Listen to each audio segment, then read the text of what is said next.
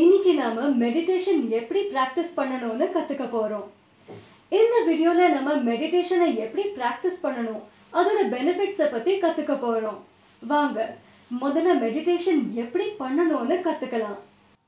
தியான பயிற்சி செய்யறதுக்கு முன்னாடி நமக்கு தேவையானது யோகா மேட்.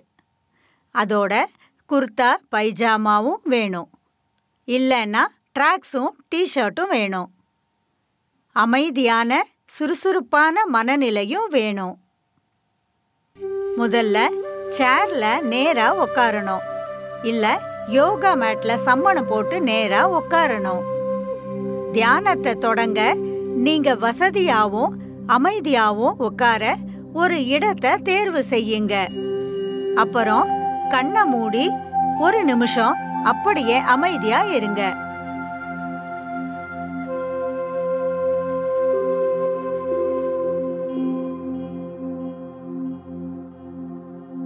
அப்புறம் உங்க கைகளை உங்க கால்ல நேரா வையுங்க.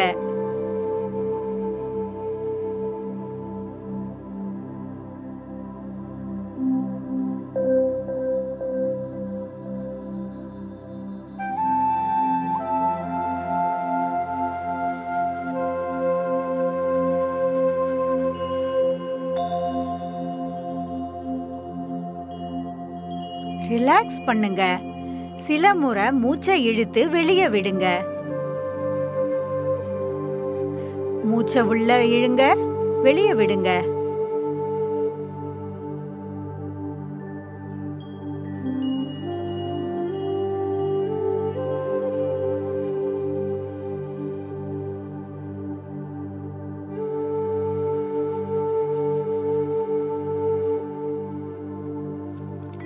ஒரு புள்ளி இல்ல ஒரு பொருள்ல கவனத்தை ஒருமுகப்படுத்துங்க. ஒருவேளை உங்க மனம் அலப்பாஞ்சதுன்னா அதே புள்ளிக்கோ அல்லது ஒரு பொருளுக்கோ மறுபடியும் கொண்டு வாங்க.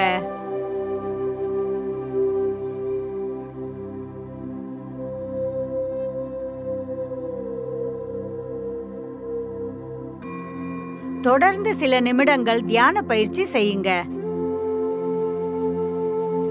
மூச்சை உள்ள இழுங்க,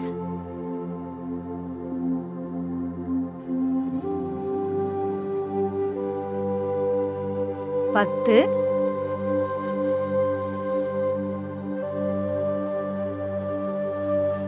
9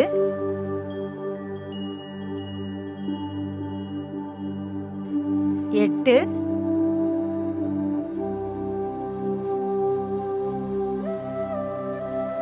7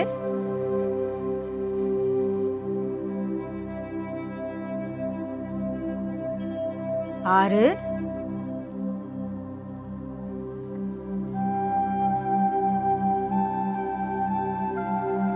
5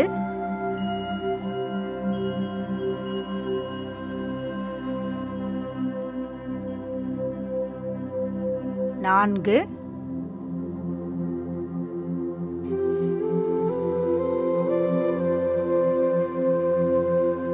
3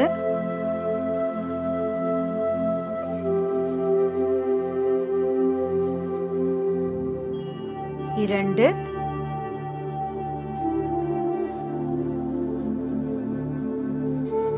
1. உங்க மூச்சை நிறுத்துங்க. அப்புறம் வெளியே மெதுவா விடுங்க.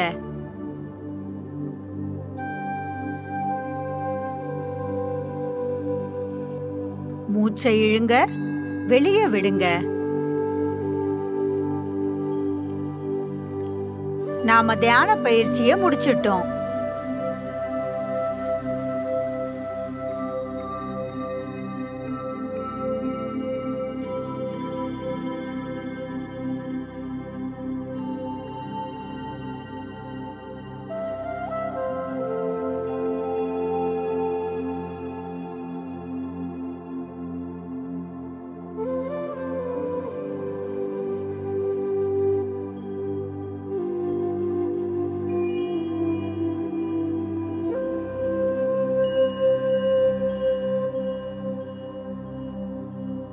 தியான பயிற்சி செய்யறதுனால ஏற்படுற சில நன்மைகள்.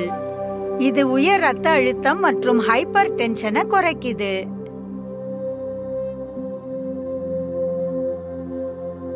மன அழுத்தத்தை குறைக்குது.